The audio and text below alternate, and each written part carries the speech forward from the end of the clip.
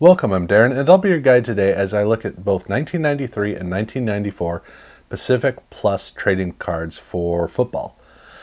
And this video probably won't be all that short, but it'll be kind of shorter because there wasn't a lot that Pacific was doing in 1993 and 94. They were still kind of getting up to speed of moving into the 1990s. So where Ultra was jumping a lot more excitedly into the world of inserts, Pacific wasn't really doing much, and at the same time they also weren't doing much with the set itself. So it was still pretty simple. And that was kind of part of what Pacific needed to do to essentially introduce itself to the whole card market, because the card market still didn't quite know that they existed. They had really nice cards in both 91 and 92. They were well made, but they didn't have any distinct quality that jumped off of the page and out of the display case and grabbed people's attention. So that, coupled with the fact that there were just so many cards, really did have Pacific in a difficult spot. And Pacific, I mean, they really had everything going against them. They started out in 1991, but pretty much everybody did that. It was a difficult time in every single card market because there was a lot of growth that happened across the board, but football was especially difficult because sure, the card industry may have tripled in football in 1989 because they went from 1 to 3. They then moved up to 5 by the next year in 1990, but in 91 they added a bunch of higher end cards. So you had Pro Set Platinum, you had Fleer Ultra, you had Pinnacle, those were added. And you also had the introduction of Upper Deck. Topps added both Stadium Club and Bowman. And on top of all of that, we also had the addition of Wild Card and Pro Line along with Pacific. There was just so much that flooded the market all at once, and Pacific, along with Wild Card, were kind of the odd men out. Pacific more than anybody else. So by 1992, they were having a tough time essentially being discovered. And so 1993 was the year that they absolutely had to make or break, make a presence in the card industry, and the card design they went with was exactly that. This was a card that could be seen from across the card shop. It was a bright colored border of the two team colors for each team. And the images were pretty well saturated, very strong, well selected. The whole card was built to celebrate the team and the team that the player was on. And the card set was built team by team, which is the way that the card sets had always been made by Pacific Trading Cards. And so that meant that if you just looked at the set, it was all together in one, the whole color theme of the card set was great. It read beautifully, but on an individual basis, these cards just were undeniably distinct, undeniably stand out. They needed to introduce themselves to the market, and these cards were absolutely going to do that. They look great. Are they garish? Sure. But hey, if people don't find you, you're never going to make it. So they were making sure of that. And on the card back, they went away from professional cards and went with something that was just fun. That's really what they went with this card. And yeah, it was a good approach that they took. Now, they just didn't bother to do subsets. They didn't care to do that. And so just like previously and in the years afterwards, this card set does not have subsets. However, after all of these teams, they do have a section that before the rookies that is dedicated to players who have traded or who have relocated, because 1993 was the year where we finally got free agency. And it was so exciting because not only were we actually going to be able to see some players trading back and forth between teams, I mean, it happened, but now there was a broader market of it. But not just that, we had a couple of spectacular players on that list, which was Joe Montana and Reggie White. So it was a year where we really celebrated it. You know, Ronnie Lott, Marcus Allen, there was a lot going on for 93. And so Pacific made sure there was a whole section dedicated to it. And these cards all have a blue and gray border. That's the color that they have for all these cards. So instead of being team oriented, it really does read kind of like a subset. They even have a little logo that is dedicated to it. And then after that, they have the rookies. And the rookies are basically all in their college uniforms. Now, I do know what you're saying. Glenn Milburn's not in his uniform. That's true. Glenn Milburn is one of the few cases where one of the Pacific Trading Card rookies is in his NFL uniform. Very unusual, but for the most part, they're all in their college uniforms. But what is really distinctive about the rookies in this set is that the border colors do not match with the teams.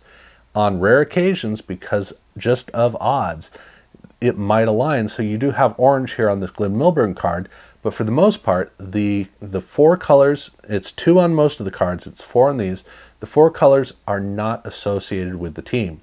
So it's a very random affair for all these rookies. And that was the set. There's nothing more to talk about with the set. So now it's on to the inserts, and we start off with Picks the Pros. They did it again, 3rd year in a row that they made the exact same card set. Different players, sure, but it's still the gold foil, the exact same design, the old 1991 design with the gold foil, still had that, and on the back they have a blue and gray color back. So that's the difference for 1993, and they did not do a silver set. So this was the first year and the only year that they didn't do that. So in 91 they had gold and silver. In 92 they had gold and silver, and the gold had 2 different versions of it. And in 93 they only did the gold. And this would be the end of this subset, or this insert set. So I'm really glad they did that. But they also brought something else out of 1992, which is their Prism insert set. And unlike the 10 card insert set in 1992, here it's bigger. It's 20 cards, and they also approached it in a very different way, because 1993 was also the year that they launched their Pacific Prisms set itself, where they were selling it as a standalone card set, or they were selling packs as a standalone release. So this time it was used almost more like a promo set in their main release. And the cards have a very blocky text down at the bottom. And that's important because if you look at the Prism release cards, they have kind of a cartoonish text on it. These have a very solid blocky text down at the bottom. And you might notice that the cards have a bunch of discs for the Prism effect. Well, those discs are a 1960s decorating feature where you have strings of cord and then you have these little metallic discs, which are kind of, I guess, kind of plasticky. They're really lightweight. And then because you string them up so that it's a wall of these little discs, then they kind of move around in the breeze, and they're sparkly, and casinos loved it, and some theaters loved it. Is it garish? Oh, heck yeah, it's garish. But that is what the whole design theme is based on. But this is only one of the ways that these Prism cards came, because they also came with a triangular prism effect. And this triangular prism is the same effect that they used in the actual Pacific Prism set. So here the Prisms insert set has both the disc version and they have the triangular version. But there's also a third version, which is the triangular version, but in a gold foil. And this is not so much a parallel as much as it's a separate release. So in Pacific, they had 2 releases, one with the discs, one with the triangles. And then over in Pacific Triple Folders, that's where they included the gold Prism cards. So it's not the gold Prism cards, while a direct parallel of the same 20 card set, it is not ever found in the Pacific Plus packs. It's a standalone, but every card does have all 3 versions. So yeah, there you go. And then the only other insert set that they did for 1993 was they did checklist cards like they'd done in 92. But in 93, they did only 1 series. And so the checklist card set is a lot smaller. And the 93 checklists obviously look like the 93 set.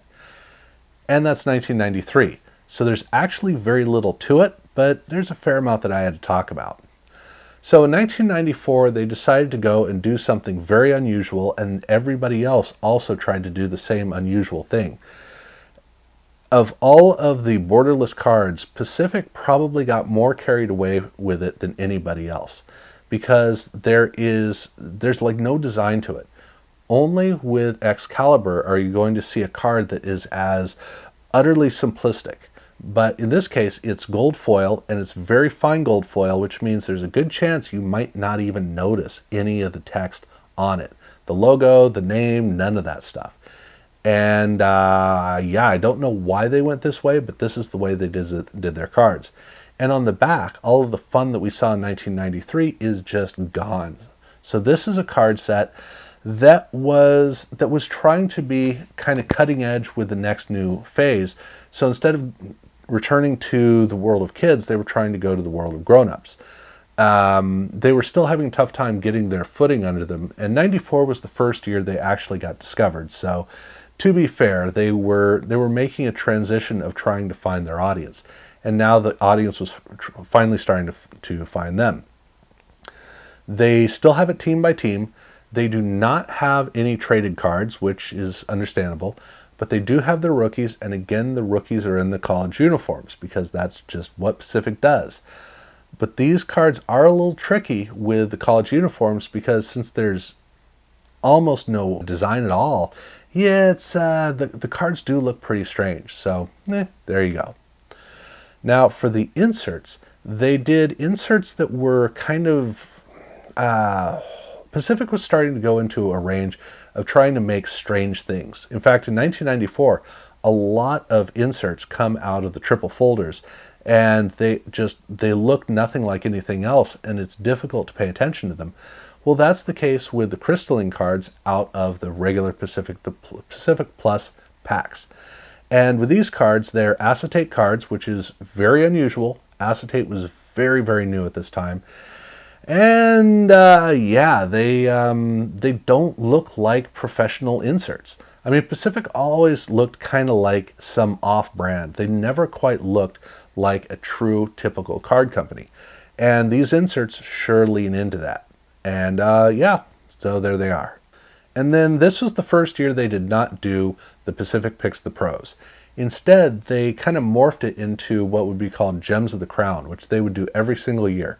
36 cards, and in this case, they actually do have a design to it. Interestingly, the first year of Gems of the Crown is where they take, for the 1994 card, they take the 93 card design, and they use that in 94 with the gold foil, which actually fits with the Picks the Pros, where they took the 91 design and they just put gold foil around the outside for the outer border. Well, they did the same thing here with the 93 design for the 94 Gems of the Crown cards. They do have etched foil, and they also have hollow foil on it, which makes these cards look really kind of cool, but they're also kind of clunky. So, you know, there's that. And then when it comes to prisms, they again did prisms, but they did two different versions. They did Knights of the Gridiron, and this is a card set where they have a really fine, little box, almost boxy effect of the prism. All of these cards come with a gold prism. They're all gold. There is no silver version of these. Now, when you move over to the Marquee Prism cards, these were one per pack in one of their releases, and these cards have a bunch of little circles around it. They also have a movie marquee down at the bottom. These cards do have a gold parallel that was very difficult to come by. So that actually does have the regular and the gold. So interestingly, like in 1993, in 94 there are 3 different releases of Prism cards as inserts, but there is one set with one design, and then the other set has one design, but they have the silver and the gold. So that's what you need to know. But again, out of all 3 of these, there's only one case of silver. With the Knights of the Gridiron, that only comes with gold. And that's Pacific Plus for 1993 and 1994. Like I said, there wasn't a lot to it. It was still pretty simple, and they were getting up to their speed. In 95, that's when they would finally be on the map, and they would just take off and do some really crazy stuff. But that's a whole separate story. I need to look at that independently. It's going to be a fair amount to talk about, so you know that's just kind of the way that it goes. But this is that transitional year between when they started out with what they were trying to be and leads into what they would eventually be moving forward. This is that experimental stage in between. So, I do thank you for watching. If you haven't subscribed, I do urge you to do so. Ring the bell to be notified for when videos come out. And yeah, thank you very much for watching.